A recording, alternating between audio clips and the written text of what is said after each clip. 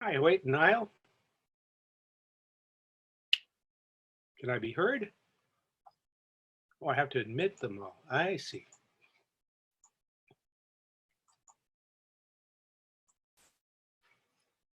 Looks like, can anybody hear me yet?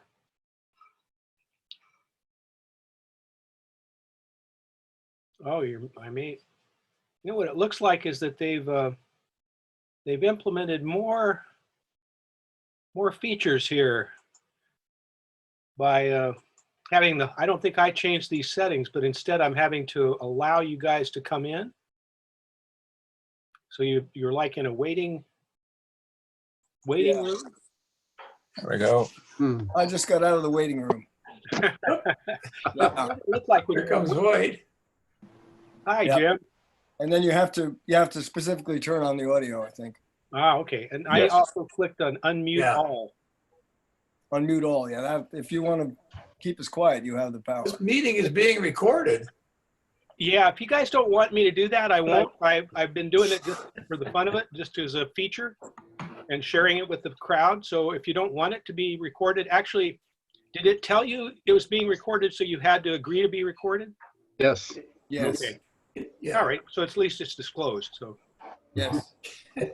there's a whole bunch of, I just updated this afternoon, and I noticed now it's got a different set of features over here in the participants menu from where I'm looking at. So I don't know exactly what all these mean, but it's got mute all, unmute all, more. Let's see what more is about, and then I'll Oh, stop. yeah. More. is Get rid of less. more. Okay, let's make more or less. I can allow participants to rename themselves. Shrink. You can Shrink, change your Mr. name, Moore. Dick. You can try to outrun your past. Oh, Dan, you've lost your right ear. You look like Van Gogh. That's amazing. Who's Yeah. giving up and leaving? I've I got don't think both I'm my strong ears. enough to open this growler. I'm gonna have to go get run it under hot water or something here. I'm trying to open the Stan. growler.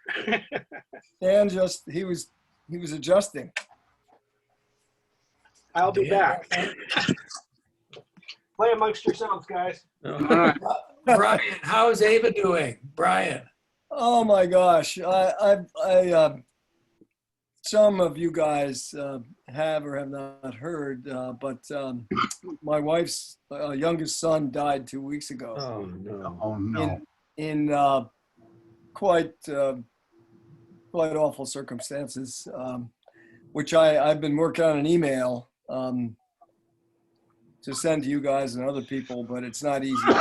But the short story is he woke up 2 weeks ago, couldn't breathe, and that led to his death.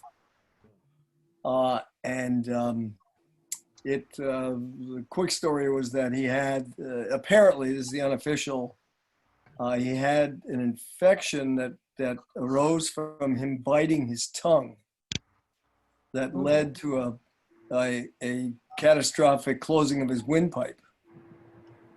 And the EMTs and couldn't get to him.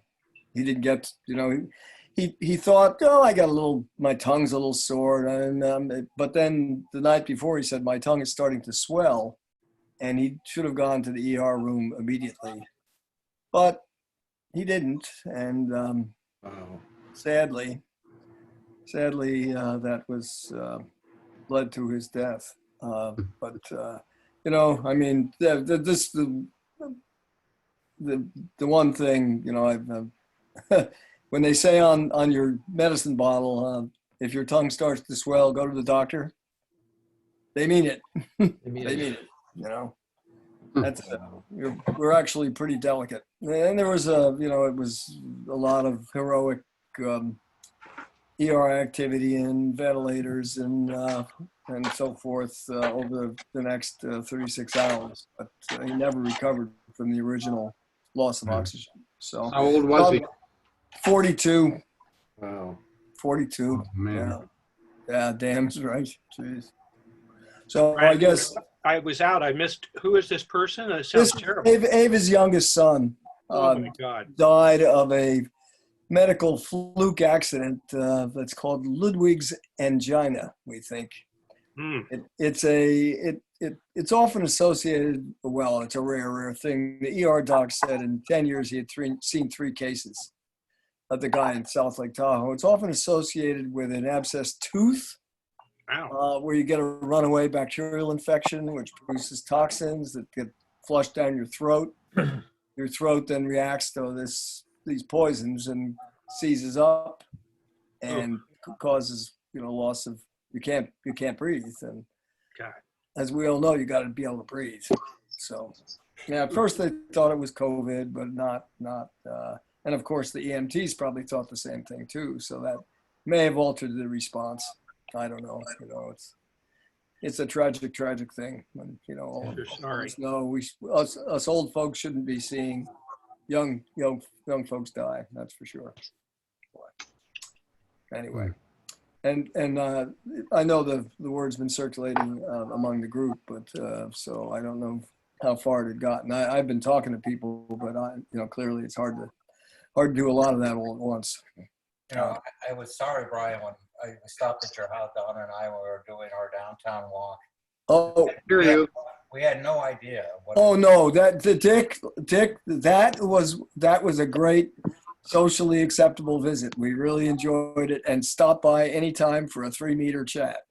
No, you can't. I mean, in this kind of circumstance, you need your regular life to go on so you can move. Otherwise, it's unbearable. So Dan, did you hear that, or have you heard that? I can call you and tell you later that Ava's youngest son died of a weird medical accident 2 weeks ago, having to do with losing his an infection in his mouth that caused a contraction of his windpipe, apparently that led to his death. So fluke thing. Oh. But as I said to Dick, we want you have to keep on with your life, and She hasn't been able to go up there yet, right? no, of course not. That's one of the worst things, in this COVID environment. We couldn't go up when he was in the hospital or anything. We had to stay here, and they would only let one person in at a time in the hospital in Reno. But by then he was lost. He was already. Bill, this is an update on the tragedy that occurred. Ava's youngest son 2 weeks ago died of a freakish and kind of unbelievable accident where he bit his tongue and got an infection, which led to his death. Yeah. So. Boy, it was so tragic. I was stunned. Yeah. When did this Yeah. happen? Exactly. Well, this was 10 days ago. It'll be 2 weeks tomorrow. Yeah. Gosh. Yeah. If you can imagine this scenario, you bite your tongue on Sunday night and you're gone 2 a.m. Tuesday morning. Oh, jeepers. Can you imagine? Can you imagine such a thing? I'm sorry, I didn't want to. We got together but I don't know whether Zoom is appropriate for things like this. It'd be much better if we could sit down. But that's the COVID problem. That's the environment we're in, Brian. So It's the thank you for environment we're sharing. in. Yeah. You don't want to pile another tragedy on top of a tragedy. Just to share with you, Donna's sister, who lives in La Crescenta, 2 weeks ago, her son, who lived with her, who was 57, he came into the room and said, "Mom, I can't sleep. I'm having trouble." And he passed away from heart failure.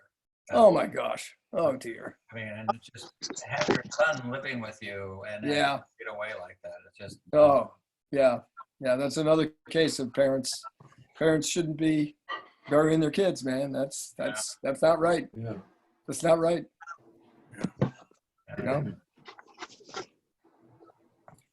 Ugh.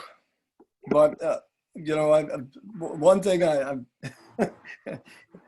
this is, we've been buried in beautiful flowers, so nobody send flowers.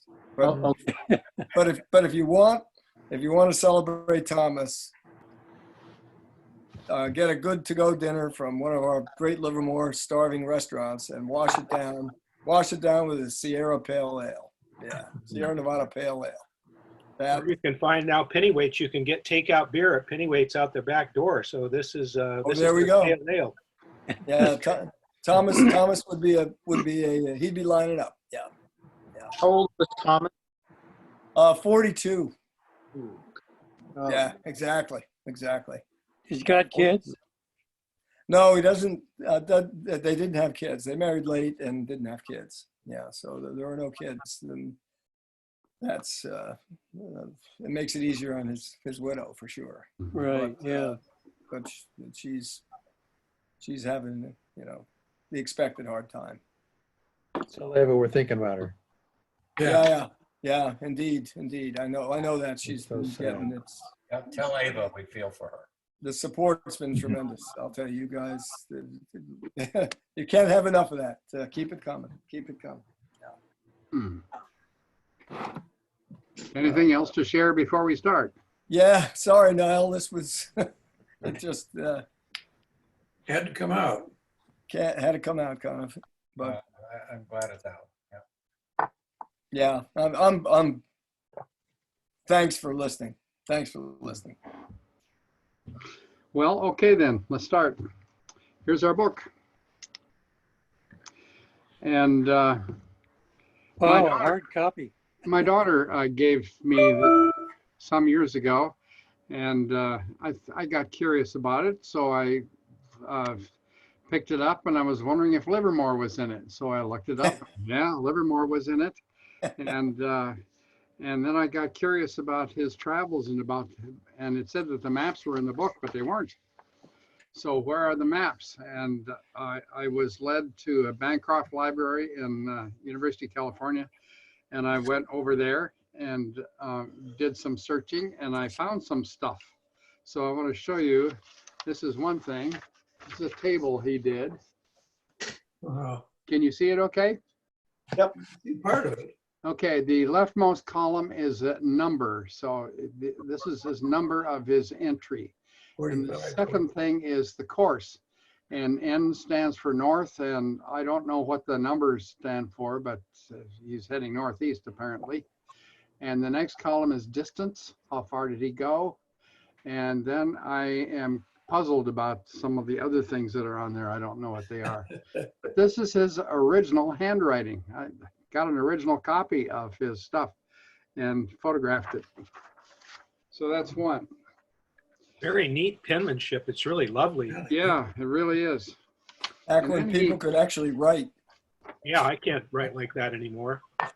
This If I was, ever could. he was in official capacity.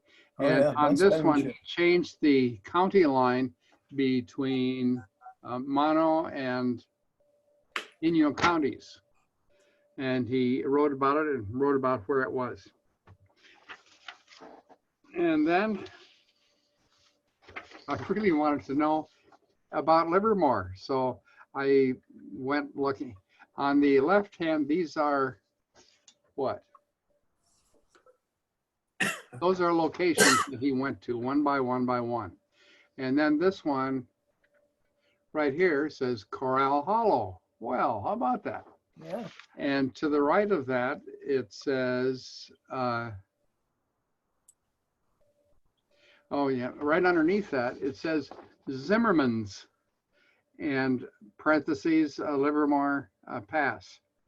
And so I got curious about Zimmerman's. Where is Zimmerman's?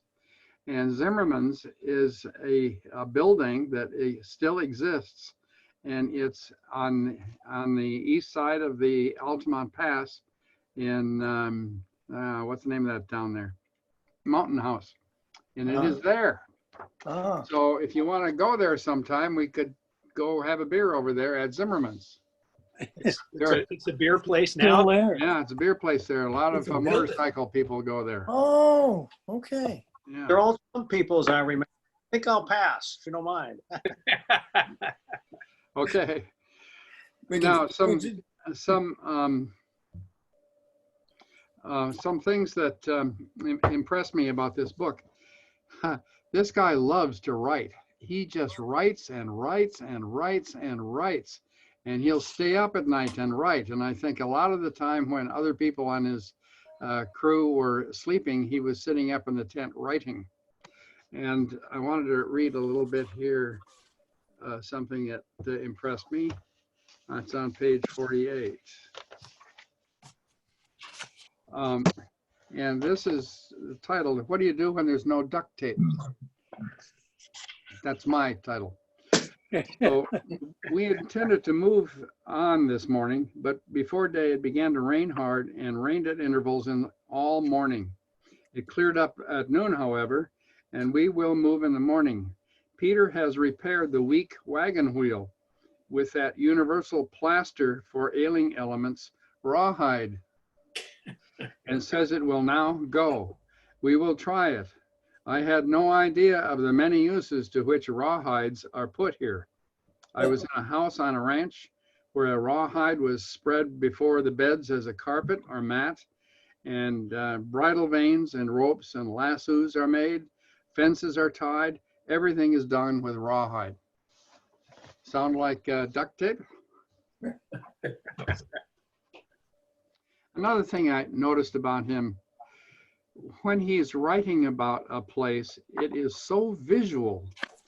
You can really see what he's writing about. So he's a very visual person. He writes picturesquely about what he sees. And he loves writing visually. And as an example of that, on page 56 is Santa Barbara. 56. 52, 54, 56. Yeah. It was with a feeling of much sadness that I rode through the old town. Here the whole streets of buildings built of adobes, their roofs gone, their walls tumbling, squirrels burrowing in them, all now desolate, ruined, deserted. Grass grows in the old streets, and cattle feed in the gardens. Extensive yards built with stone walls, high and solid, stand without cattle. The old threshing floor is ruined, the weeds growing over its old pavement. The palm trees are dead, and the olive and fig trees are dilapidated and broken. Just beautiful writing. Then he writes about New Almaden. Did you read about New Almaden? Sure did. Yes. Well, I have heard about New Almaden for years and years and never knew where it was. So I got out Google Maps and I found that the New Almaden is a little bit south of San Jose, and that's where the mines are or were. And then I took a close look at it with Google Earth. And there's a nice winding road that goes through, it's a park, goes through the entire park. So we're gonna head down there on Wednesday and enjoy the nature that we see as we go through there. There's a building, beautiful museum there, but it's closed because of the virus. Okay, and we'll visit there on page 153.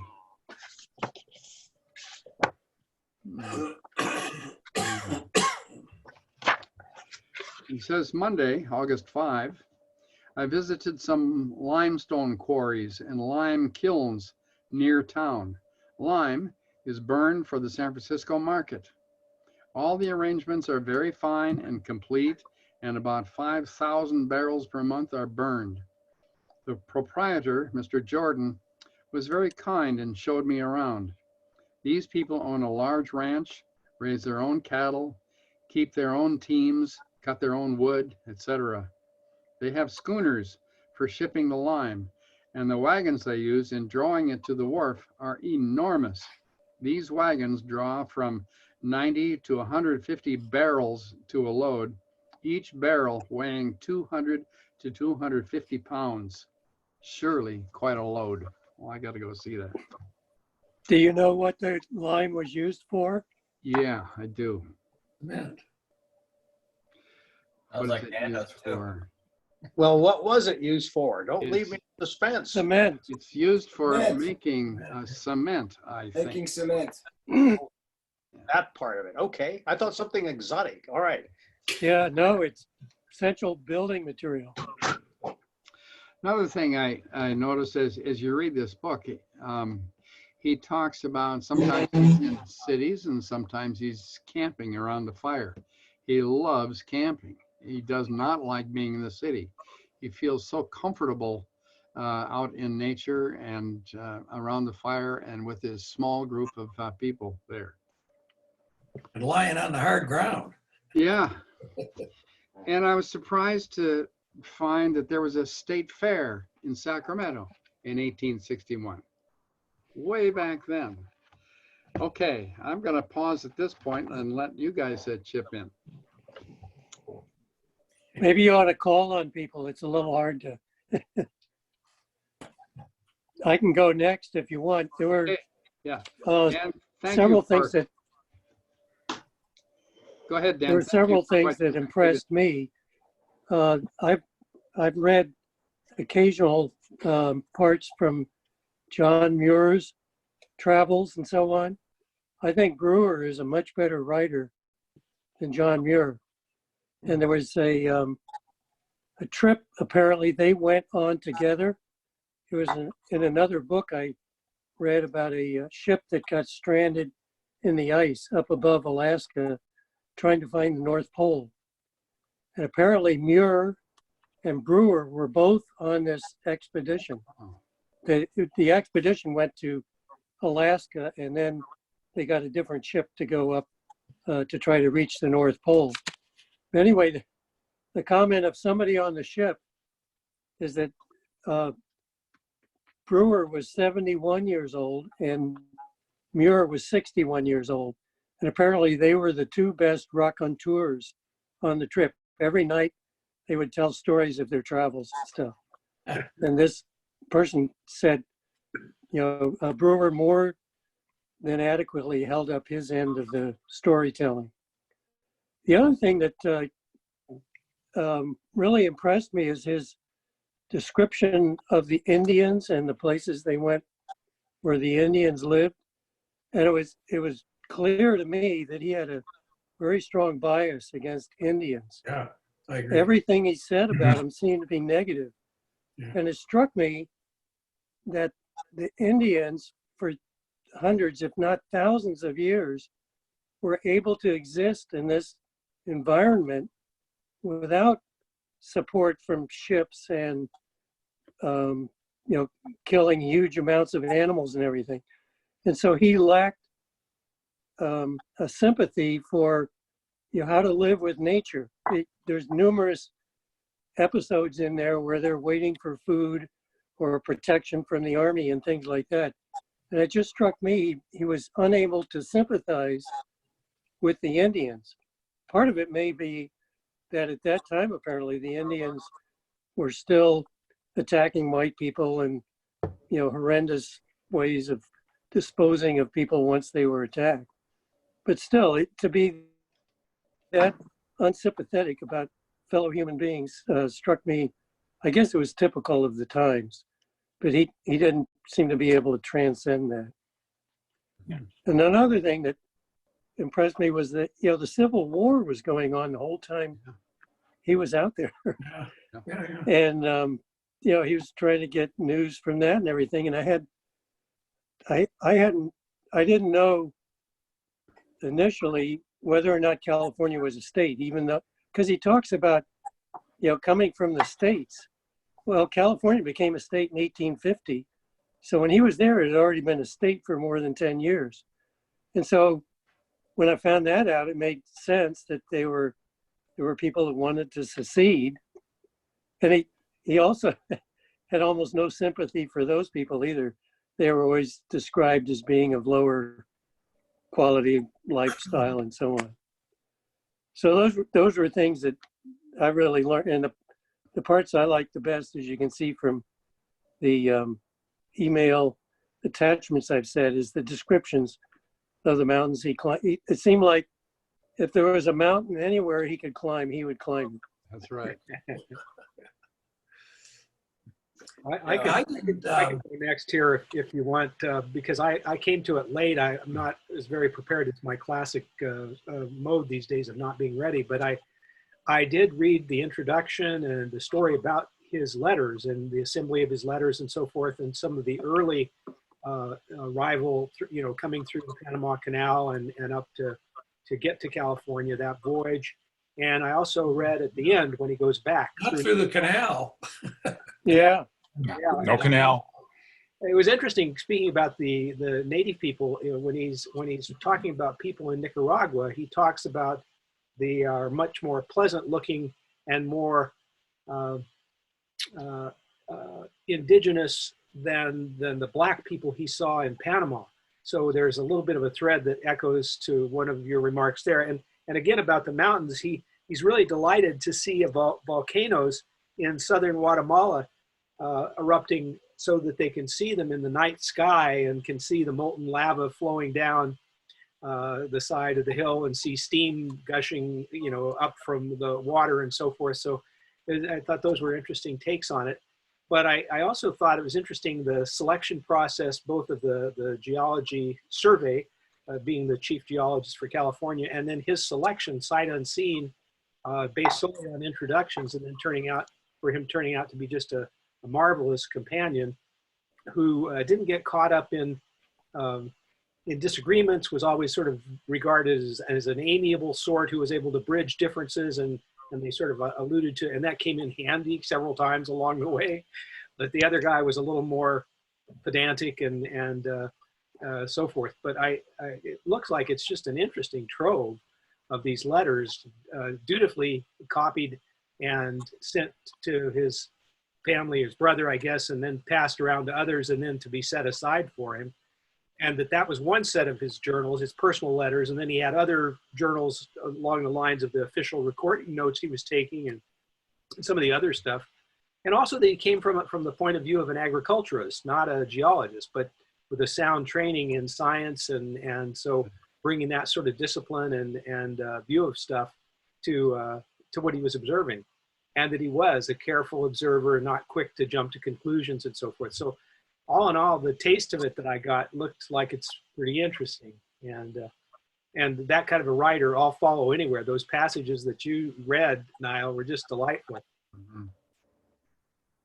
That's all I had. So Anybody else? I'll take a turn. Can I take a turn? Sure. So I was intrigued by the book. And in fact, I was intrigued as an audio book that this is a book that should not be an audiobook. It should be a book.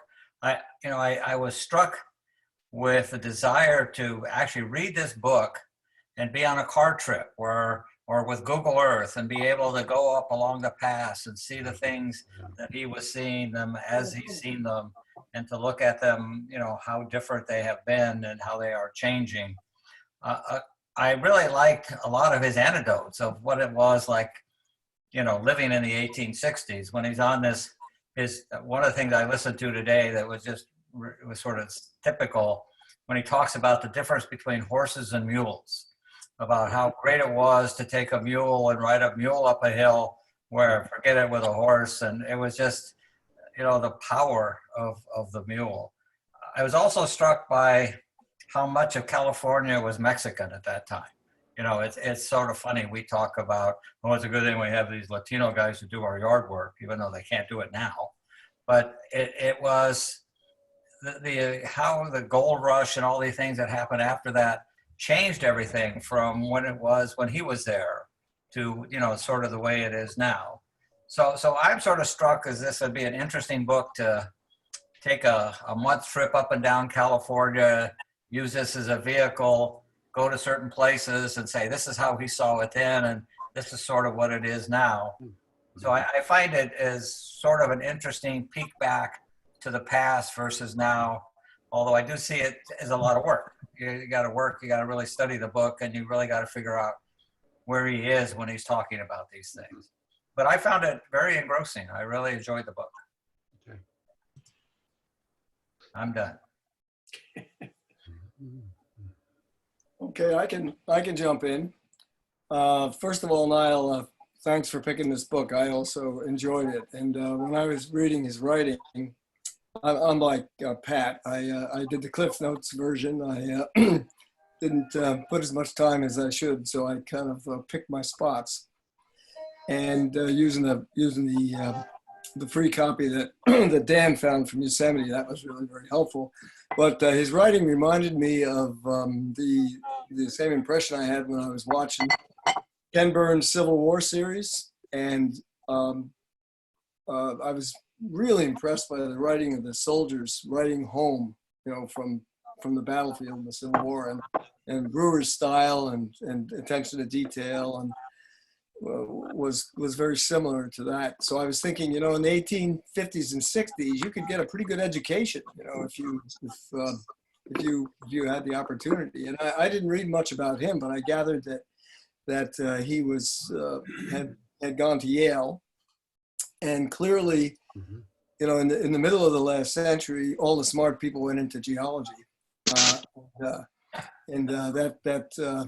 that I think shows both with him and with Whitney, because these guys and Hoffman, they were all very names I know from the early days of California geology that I studied in school. And but to you know, I also looked very closely at the stuff around Livermore and particularly the mining, you know, the history of the mercury mines in New Almaden. And I looked into that. That turns out that cinnabar is the ore. And I've been way back when I was on a geological field trip to that mine, went to that area, and it's a spectacularly interesting geological setting. And as an aside, the mercury sulfide ore has this beautiful vermilion color, and that's the, you know, in typical Chinese potter lacquer work, and that's all colored with cinnabar, with mercury sulfide. So the Chinese red good luck color is mercury sulfide. And then when I was reading about the mines, you know, I was reading the details about what it was like to work there, and you know, it was hell on earth basically. And interestingly enough, they import a lot of Chileans to mine the mercury, and Chileans and Mexicans, and New Almaden actually gets its name from, there's a big cinnabar mercury mine in Spain, which is the Almaden mine. So they just named this one New Almaden, and you know, it was the most productive mercury mine in this hemisphere. Then to speak to Dan's point about his ordering of people, you know, he several times he said, you know, the Indians are bad, but the Mexicans are worst. And worst of all are the Mormons. You know, he had one rank order there that was pretty astonishing. You know, he said, you know, the Indians are upstanding and honest people, but boy, those Mexicans, and gee, the Mormons are the worst of all. You know, and even but then at the same time, in one of his trips, you know, around Livermore area, there was he's camped at a Mormon's ranch and said, yeah, he's a perfectly nice guy. He treated us really great, you know, in spite of the fact that he was a Mormon, you know. So these kind of prejudices of the time come through, even though this guy is clearly educated, and he's, you know, the reason that he was being paid to do this survey was mostly economic, right? So he would go to a coal mine and say, this is a investor's, it's a bogus coal mine. You know, it's only the appearance of a coal mine meant to attract gullible investors. Mm-hmm. And that theme happens over and over again. And because of course what they wanted was hard coal like you had in Pennsylvania, so you could use it for steamships. And all they could find was this really low quality, soft coal, not very well metamorphosed, and he spent a lot of time scrambling around Mount Diablo because of the possibility of coal mines on the north flanks. And the Mount Diablo parts were really pretty neat because, you know, all of us have been on those trails at one time or another. So I found myself, you know, really getting pulled into it, and I'm going to continue with that. Because it's and there's some great illustrations too in the book, Gold Pictures, in that Kindle version that was linked to the Yosemite website.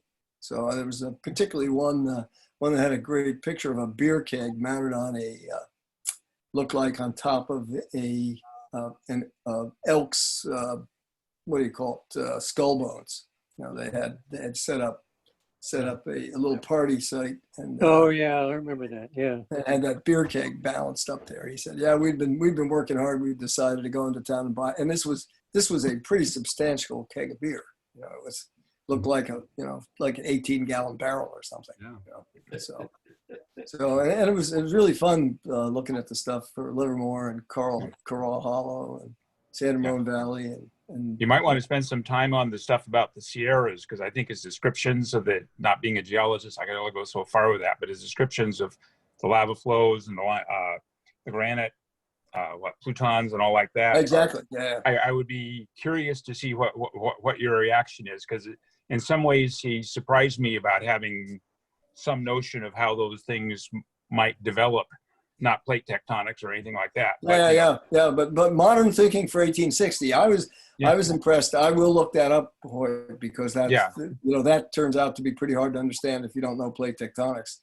But and those plutons were famous for a long time, the granites, intrusions. I will get to that, but the descriptions that he gave of the geology in the Coast Ranges was really sophisticated. I was impressed that somebody in 1861 would be able to see things that clearly. It was pretty good, and of course Whitney also was very prominent in California geology, and eventually got Mount Whitney named after him and so forth. Mm-hmm. So, But he was wrong. I will about do the that. glaciers.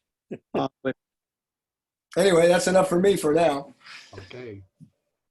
Well, little personal stuff right here. Years ago, maybe 15 years ago, 4 of us guys hopped on our bicycles and went up Tesla Road and over the top and then down Coral Hollow all the way to the end. And we stopped there for breakfast. But when I was reading in the book, he went to the same place that we were there. So it was interesting to see what he wrote about, because I had been there. And then 2 weeks ago, Gene and I hopped in the car and went up Mines Road and turned left at the junction and came down Del Puerto Canyon. And I had never been down there before. I was amazed at the road cuts along there. The geology is quite various along there, and I'm really curious to know the story of that stuff. But and then I was reading in the book here, he was there and he went up there and he saw those same road cuts. Yeah.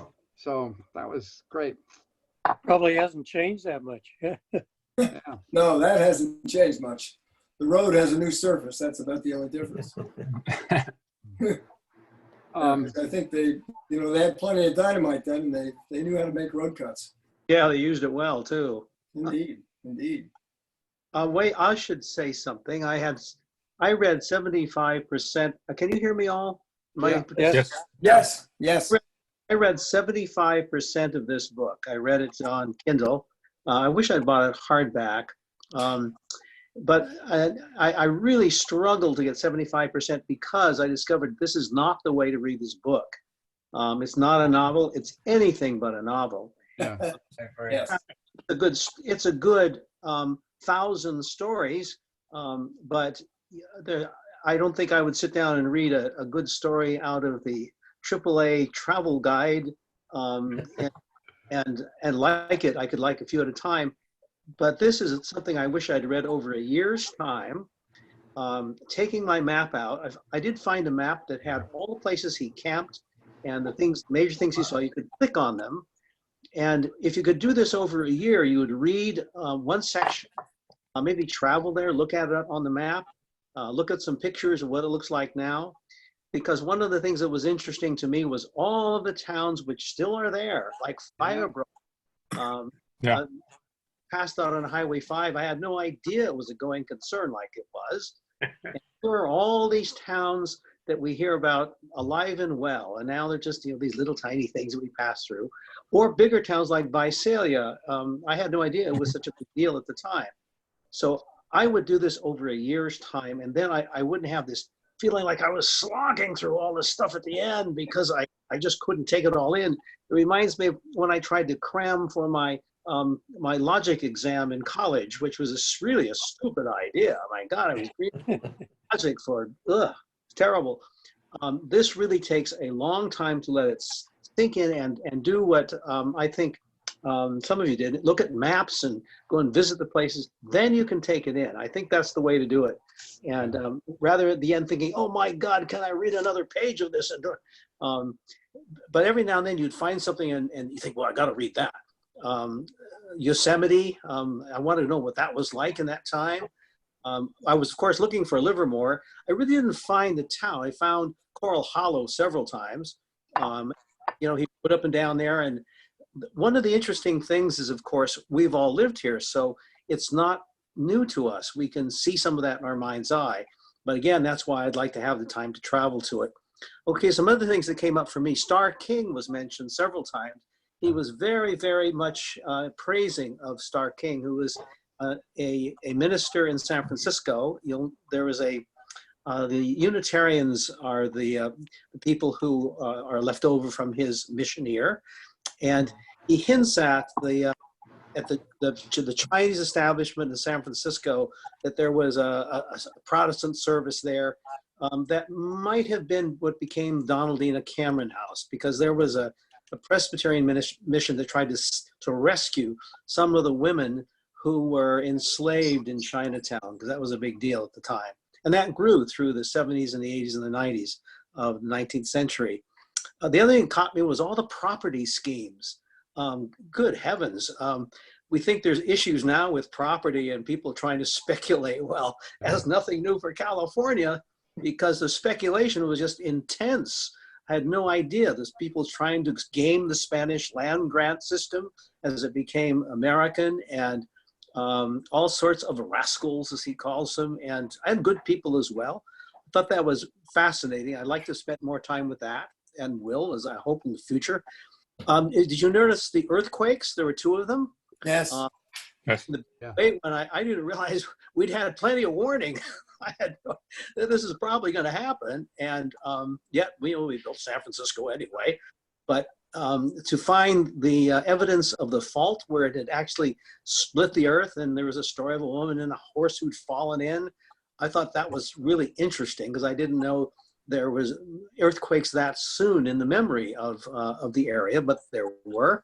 I thought that the mention often of alcohol.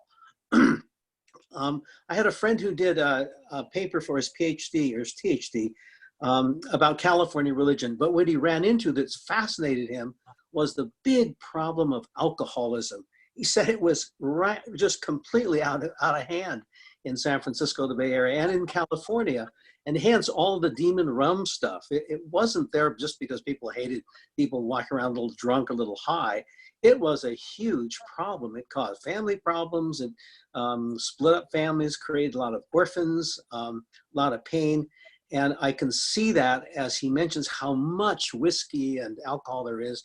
And I mean, looking at the lonely lives people led, good heavens, no wonder.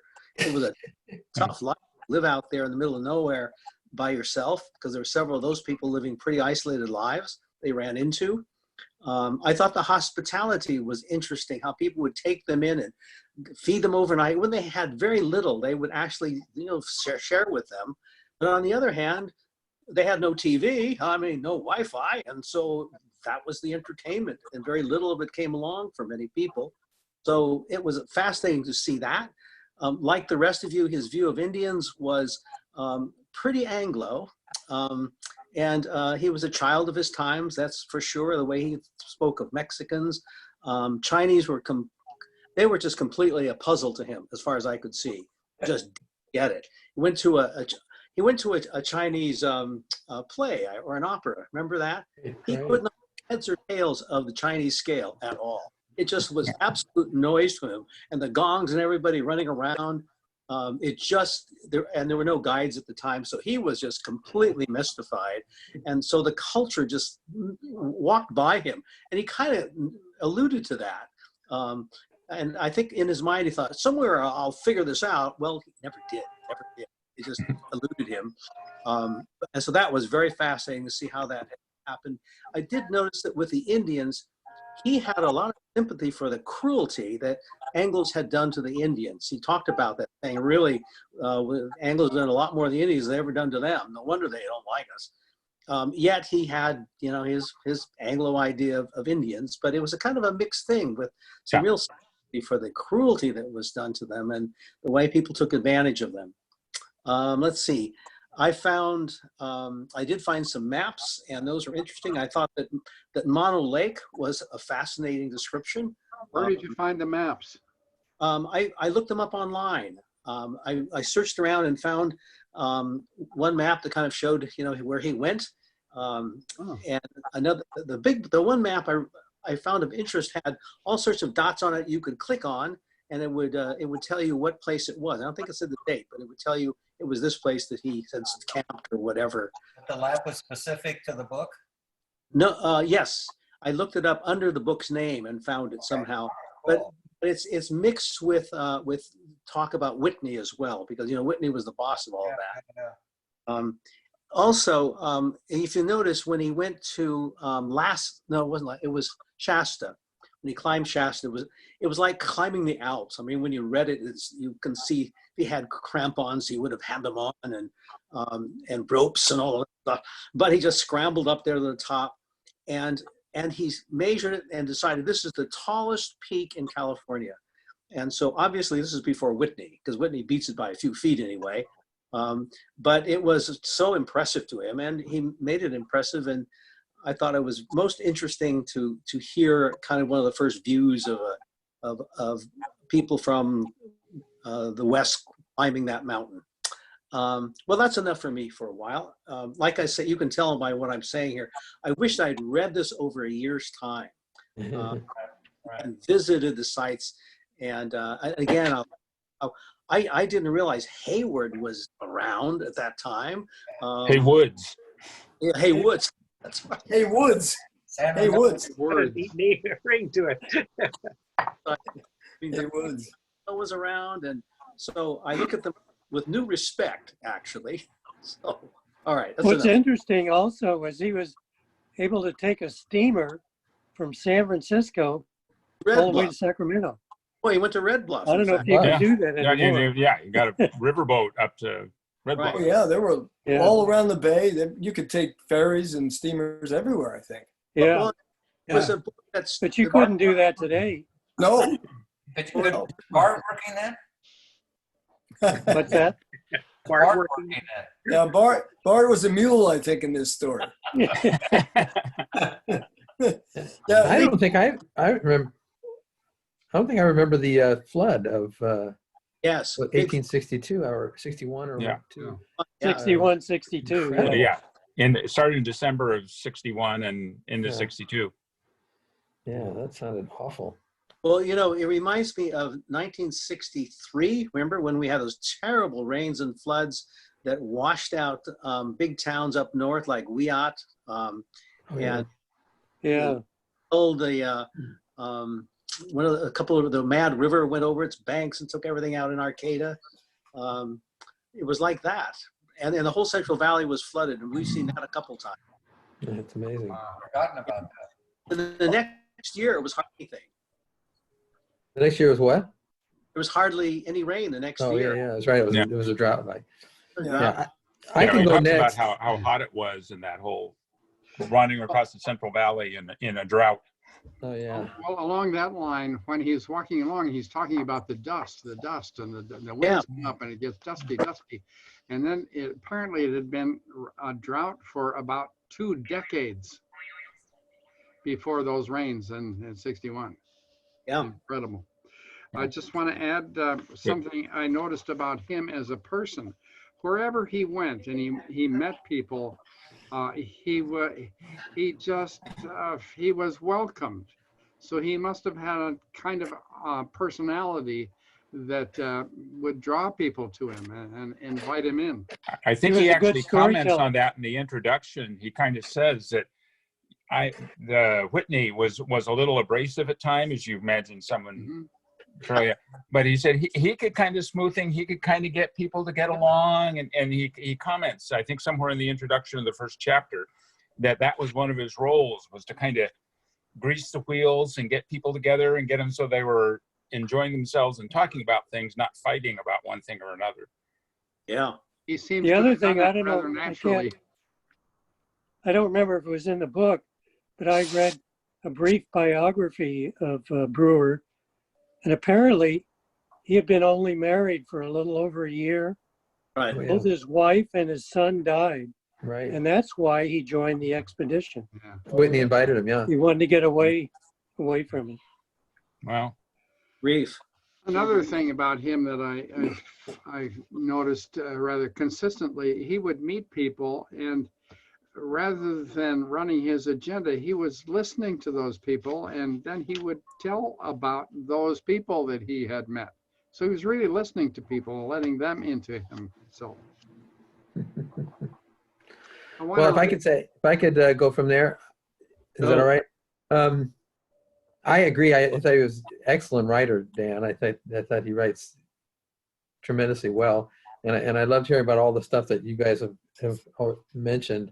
The Spanish land grant stuff, I never really quite have studied that when I was in studying California history in grammar school, but that sounded like it was pretty awful. People with 80 square miles of land or whatever, and the corruption that followed with all of that just sounded pretty amazing to me.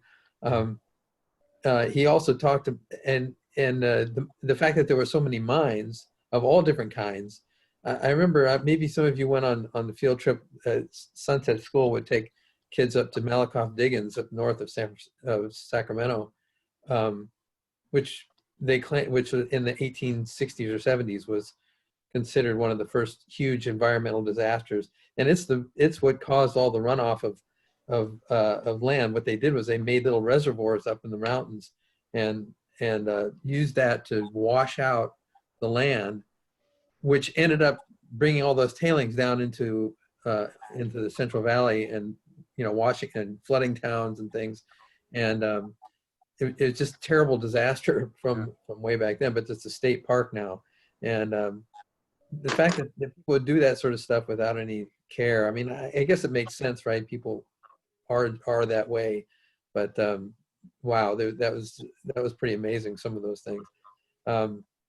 He also talked a lot about the animals, the mountain lions, the various different animals, and particularly grizzly bears, which was kind of fascinating, and all the things the precautions they had to take in order to watch out for those insects and all kinds of things. So I just enjoy the whole thing. I listened to it also on tape, and yeah, you're right. It's probably not the right way to go about reading this book. But I sort of enjoyed just sort of hearing him as I'm riding bike or walking along, just listening to him tell these stories. It was pretty cool.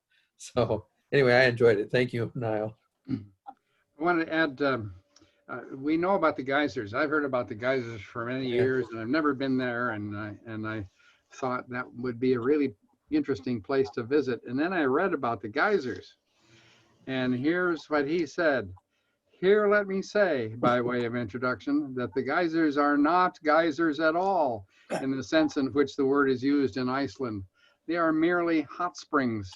Their appearance has been greatly exaggerated, hence many visitors come away disappointed. They were first seen by white men some 9 or 10 years ago, and such very extraordinary descriptions were given that it was supposed that the whole world would flock to see the curiosity. All the facts were magnified, and fancy supplied the entire features of some of their wonders. But a company preempted a claim of 160 acres, embraced the principal springs and the surrounding grounds, built quite a fine hotel on a most picturesque spot, and at an enormous expense made a wagon road to them, leading over mountains over 3,000 feet high. But the road was such a hard one, the charges at the hotel so extortionate, and the stories of the wonderful geysers so much magnified, that in this land of sights, they fell into bad repute, and the whole affair proved a great pecuniary loss. The hotel is kept up during the summer, but the wagon road is no longer practicable for wagons and is merely used as a trail for riding on horseback or on mules.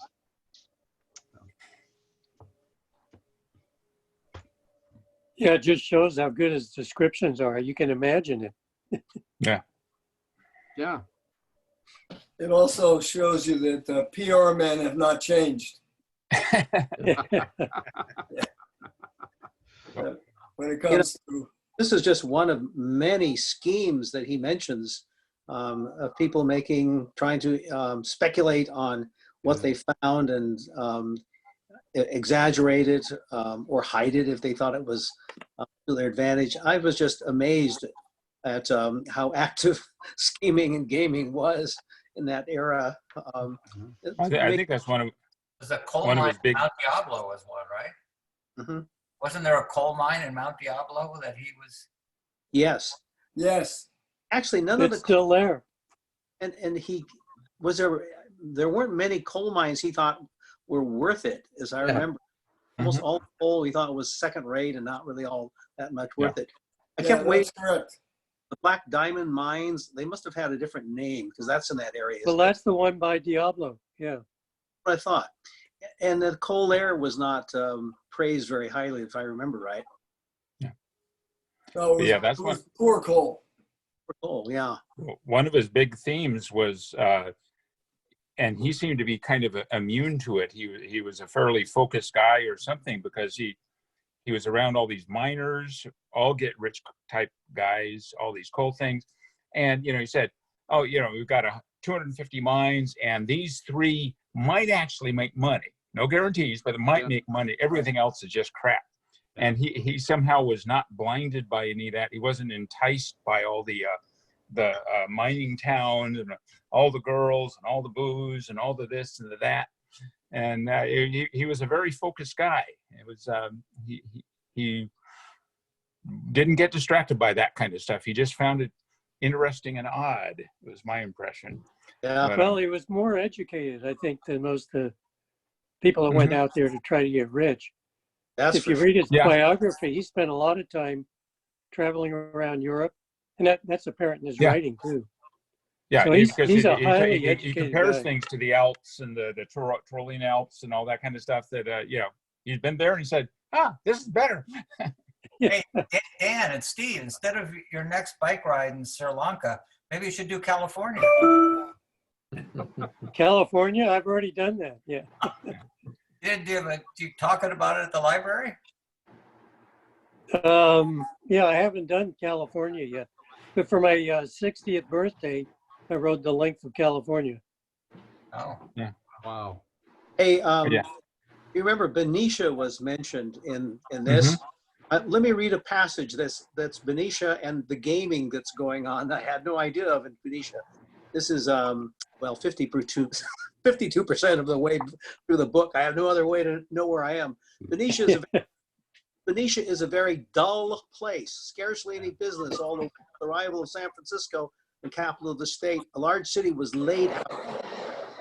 Thousands were prospectively rich, but alas, the abundant lots and the waterfronts held at such high prices.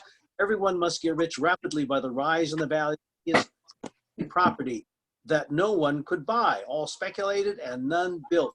The same old California story, so that the capital hesitated about coming, trade kept away and sought cheaper quarters, and industry, the natural foe of speculation, stood aloof. The city remained on its lots, and now Benicia, the city of Benicia, is merely a little, dull, miserable town of not over 500 inhabitants. Whoa.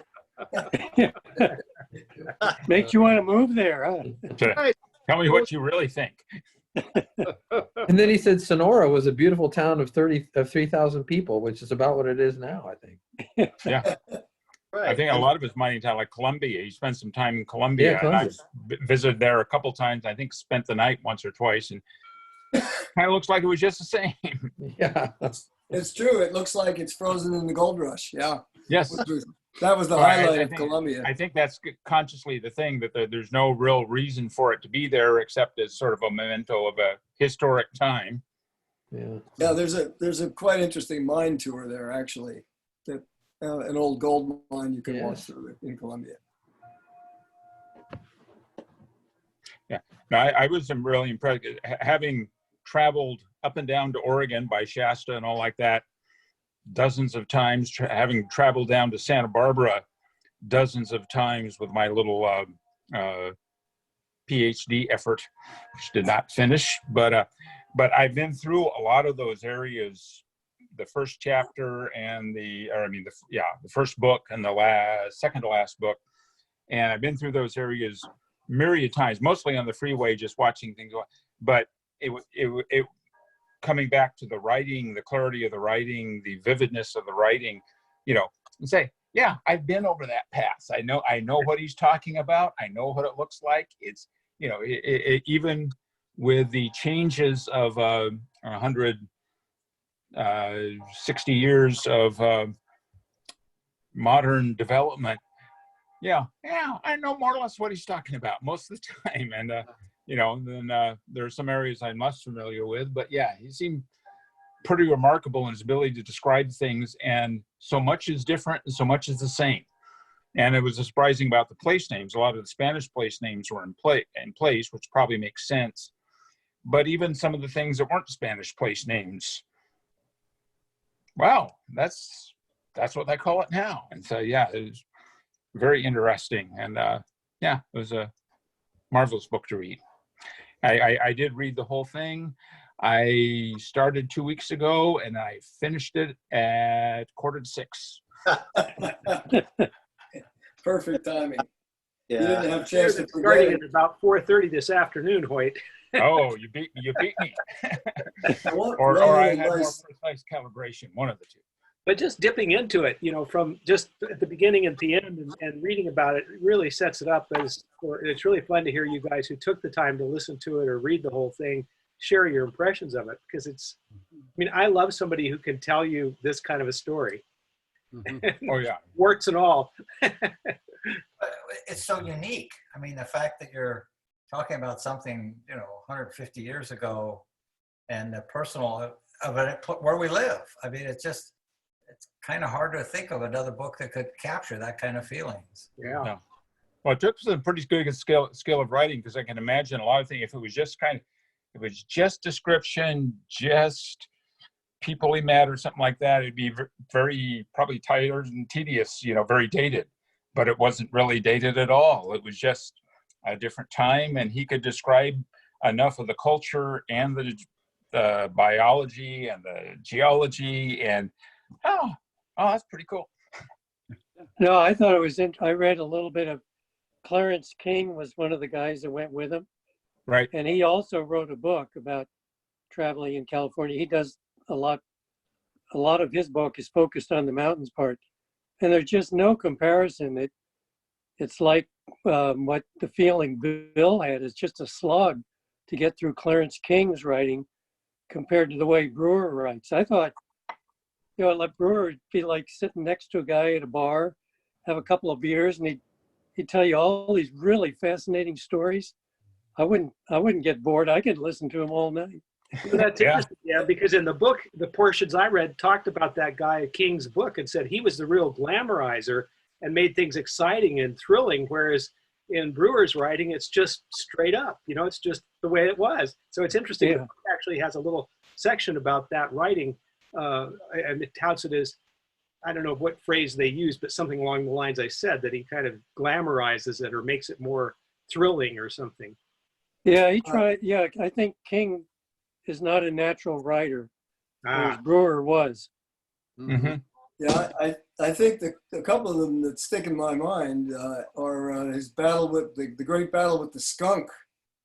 You remember that one where Yeah. literally they mobilized a whole expeditionary force take out to get rid of this skunk. I thought that was an interesting cultural perspective because their first reaction on everything, they saw a snake, kill it.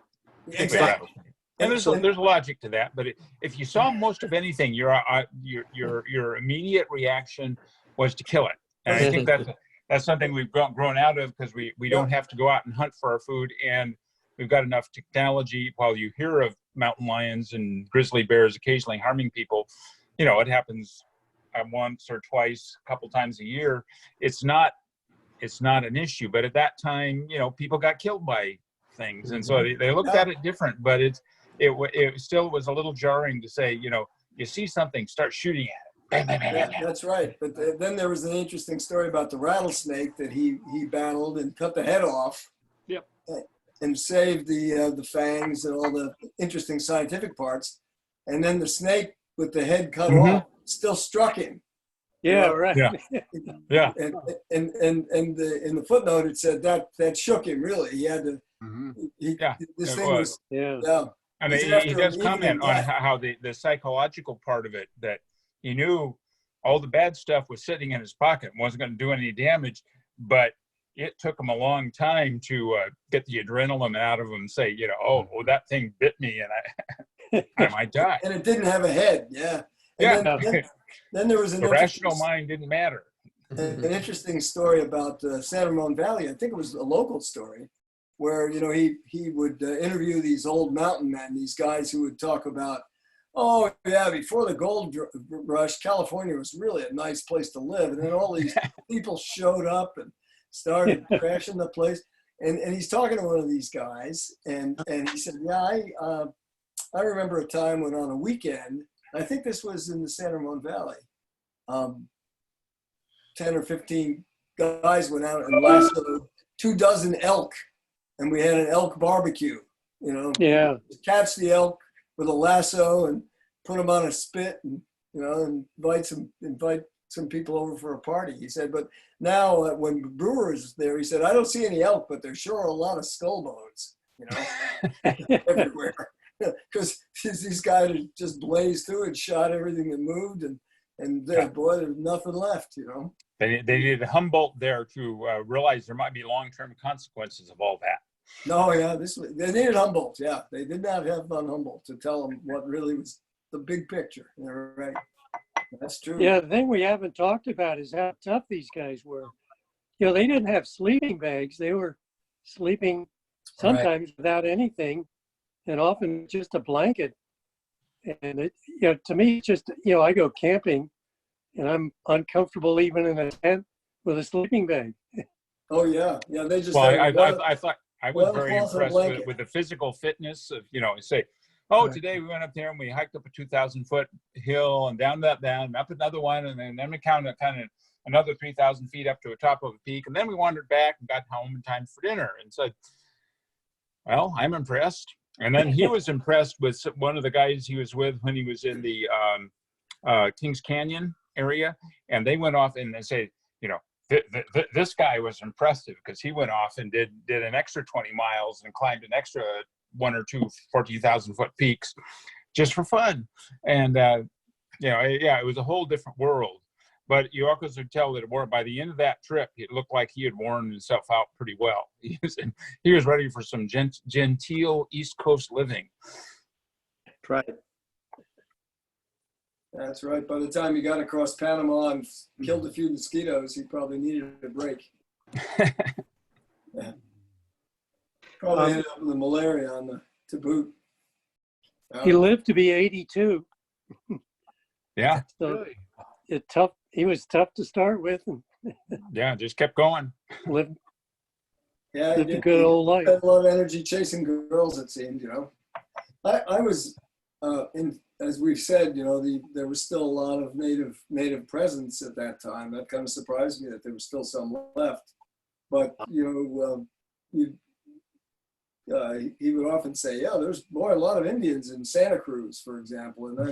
And mostly I hear Spanish here, you know, almost nobody speaks English and those sort of things that I think the parts of California that didn't have gold were left to to the previous inhabitants to some extent until Yeah. the white men got around to eliminating them. You know, But if you got to think about it, that, the Spanish influence, over a period of 10 or 12 years isn't really going to die out. And yeah, if it wasn't overwhelmed with miners, I mean, these people have been living as part of Mexico for, decades or maybe a century or two. And all of a sudden, you guys are all the interlopers, but that wasn't the way the politics and the power worked. But, yeah, they probably all spoke Spanish and, we still have a lot of Spanish names and Spanglish. I like the way he gave phonetic advice on how to pronounce San Jose, for example. Yeah. Yeah. Or it's not San Joe's, it's Jose, one pronounced.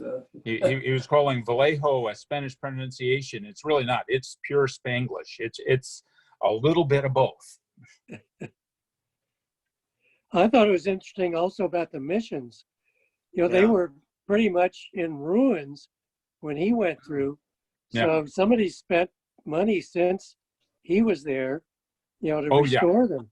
All those missions, it's been a big restoration thing, because I think there was a big thing in the 1770s and 80s when they built those missions, and it was a big thing. And then when they all left, when it became in America, all of a sudden that wasn't important anymore. And I think they went through like 50, 60, 70 years of complete decline. And I think somewhere, maybe in the late 1800s, in a few spots, like maybe Santa Barbara or whatever, and they said, these are actually historic things, and they kind of rebuilt them so that most of them are destinations of a sort now. You can go see them, you can take a little tour, and they'll have little films explaining the history. But they, they've had a very up and down thing. And his descriptions of how that you think of being, and I know Dan has been to the mission Santa Barbara probably more than once. And, it's a neat place to go wander around these days. And you can see from his descriptions, he's right on point, except, he was right at the bottom of the lull when it was, before anyone said, I guess maybe we should remember what happened here 100, 200 years ago, and started building it back up again and making it a tourist spot. And, but that was, I don't think it was on the map in those days. You're trying to get rich with gold or mercury or silver or something like that. And if it wasn't that, it wasn't important.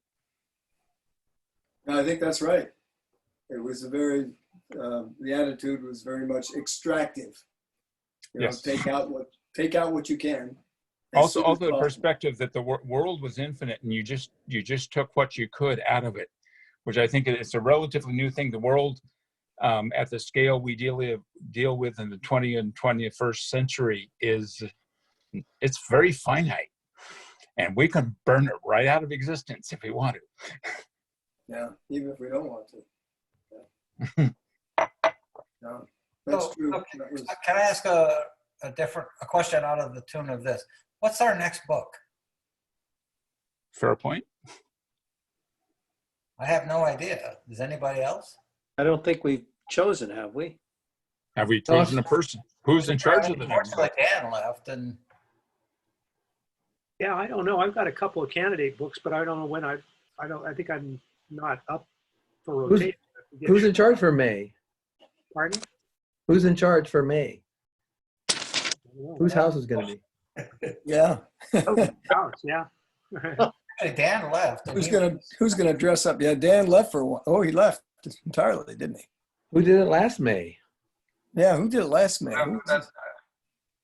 I don't know. I haven't looked at the Google sheet for a while. I'm not sure it's how far out of date it is, but Probably Dick. It ain't Dick. I'm September. I know that. Yeah. I'm February. It's not me. There's Dan. Oh, Dan's back. Dan, where's Dan, the next? What's the next book? What's the next book? He's turning it on again. The audio. He's squinting. He's looking for the audio button. Hey, Dan. Audio. Yeah, my phone ran out of juice, so I've had to connect now on my computer. Ah, okay. Battery problem. Who's in charge of the next book, I've only Dan? got 20% left. What's the next book? You get to choose, Dick. It's your turn. Aha. What? You told me September. Pardon me? You told me September was my turn. You can do them both. Let me check. Let me check. I thought you were next. Oh, that's right. My computer's dead. I mean, my phone's dead. You need a here? Yeah, I'm pretty. I did look it up, and you're next, and then after you, it's the combo of Bill and Jim. I don't know. Bill did it last time at Jim's, so one of them needs to volunteer to do it. I'll But, do it. From what I remember, it's Dick Fortner or Really? April. You're You're in kidding. April. No, this May. is April. May. This is April. Yeah. So you're May, and Shit, I Jim didn't. and Sorry, I Jim asked and- the question. Okay, I'll have to think it through a bit. yeah, no, you can email it out. I just Yeah. finished a couple of books, but I'm not sure how appealing these would be. Unless Bill Nebo wants to take it. You want to take it? I don't mind. Do you want to do it, and you guys can switch? I Yeah. thought Nebo was next, actually. I have a book. You have a book. Okay, let's go with it. What is it? The book is so different from all this stuff. Well, that's what we want. Good. good. That's That's what we what we want. like. This is a book that is on one of the bestseller lists, and your wives are going to love it. Yeah. Wives. They may have already done it. Called Pachinko, and it's a story of few generations of people, of women especially, who live in Korea and then in Japan. And it's their history, and they end up being the people who buy and sell pachinko machines in Japan, because the Koreans do that. It has So it's not a novel. It's a It's a- history. no, Oh, it is a novel. not a history, not another one. Oh, it's a novel. That sounds great. No. No, it has things about people in it. Oh, people. How messy. Is there something real in it? It's released with with the history of Korea and Japan, so that itch you have for history can be scratched several times. I wouldn't leave that up, but it has a good story, and things I learned about organized crime in Japan I didn't know about, and about what happened to Koreans who came to Japan and their life in Korea during the occupation of Japan. Quite fascinating, and it's a good way to learn it through the story of these women and their relationship to the men from Korea and of Japan. How do you So- spell it? It's Pachinko, I think. Pachinko. AO, I think. Heyo. Heyo. AO. It's a machine. It's like a pinball machine. It's a small Only it's little pinball teeny machine. balls. Yeah. In my garage. I already own it. Oh, they're Oh. all over Japan. Yeah. You I have mean, one, Julie? Bill? When somebody, either Kathy or I, bought it on January 19th. So Oh, good. What, the book? National book. Oh, it's a That's National probably read Book it. Award finalist, a whole bunch of good stuff about it. Why do I think it's Kathy that bought it? Is that it? Because it's got people in it. Good. Oh, I think you'll like it. I wasn't sure. I wanted to read something else. Like Is it by Min Jin Lee? I can't remember. I can tell you in just a second here. Well, it's actually Audible has it. It's Jen not, Lee is correct, Dick. Huh? it's not by Walter O'Malley. It's right there if you want to see it. Yeah, Yeah, that's Can I cool. see that now? Right. I already downloaded it. Yeah, I'm about to do the same. Yep. don't want to fall behind. Is your house ready for us, or do we have to do this Wi-Fi shit? Probably May, we may still be under Yeah, quarantine. I'm pretty I sure we think you will. can assume that May and maybe even June, but June would be the earliest thing that might make any sense for relaxing the social distancing stuff. Yeah. Well, my house is ready. So if Have you deep cleaned? I've been deeply cleaned out by it, yes. Have you been cleaning He's surfaces? talking about his bank account from the recall. Well put, Bill. Could we You zoom over mean there? your 201K? What's left? Oh, dear. We don't have to do minimum distributions this year. Oh dear, oh dear. No minimum 201K. distributions this year. Yeah, So- that's right. No worries this year about distributions. So what's the date that we want to do this? Well, the first Monday, whatever that is. Okay, first Monday, and either this way on our computers or at my house. Probably. Yeah, we'll Yeah. decide, yeah. Let's assume it's on the This. computer. I would. Yeah. The Okay. 4th. Now, did you find it on audiobooks, by the way? Yeah, I did already. It's there. I Good, already well, downloaded it. Good. But I'm downloading it. I'm downloading it. So, Oh, It Dick, would be May 4th. Brian, can I get a copy, Dick? Or you you will, might calendar. as of Okay. you, already ordered his. Hey, I'm lucky. You've already got a calendar invite for a Zoom meeting that evening at 7 o'clock. If we need to change the time or anything, let me know. But otherwise, this same calendar meeting is set for the first Monday of the month. So Oh, that's good, yeah. Yeah. Automatic. Sounds like a winner. Oh, Dan and so- I will be in Uzbekistan. I guess not. That would- We'd be Probably floating over. not. We wouldn't be there yet. It's on my calendar. We'd be on our way over. It's on the calendar. We would be getting Yeah. ready to go on our trip. Oh, Yeah. yeah, that's right. That's right. You guys Yeah. would be in Stockholm by now, Yeah. or on the way to No, Stockholm. no. We were going to leave on the 12th. Leave here on the 12th, get in Stockholm on Bergen, actually. We're doing it this time on the 13th, Oh, the backwards which one. The other one. surprisingly enough is not happening. That's in April. Yeah, that's April. No shock there. I've Well, still we- got my ticket to go to Uzbekistan. I haven't turned it in yet. You're gonna have to tell me what to do with that, Dan. Well, I think what we have to do is call them and then they'll extend it till sometime in February, so it's not that helpful. Right. The Yeah, winter in it's going to take 2 Uzbekistan. years for things to make any sense at all about what Yeah. you can do in terms of traveling. To help this book along, I have one suggestion, and that is, if it's possible, is do suggest it to your spouse, and if they are so inclined to read it, get their take on it, because I'm going to do that with Jane, because I think she, reading this, might have some real different takes than I as a guy. So you might want to just give that a try, and I'll do it with my wife, and we'll see what we go. That's one thing I'd suggest with this. Okay. Okay. Great. All right, yeah, sounds good. Sounds like a plan. Yeah, great. super duper. Okay, so we're all playing pachinko the first Monday of May. Right. Yeah, too bad we can't do it in person. Yeah. I Yeah. can hear the noise Maybe already. June. So You know- Dan, am I responsible for the June? Right. No, yeah, May, June, right. Okay, all right, I'll be So ready. you got plenty of time to think of one. Yeah, no, I will. Okay. Okay. Right, guys.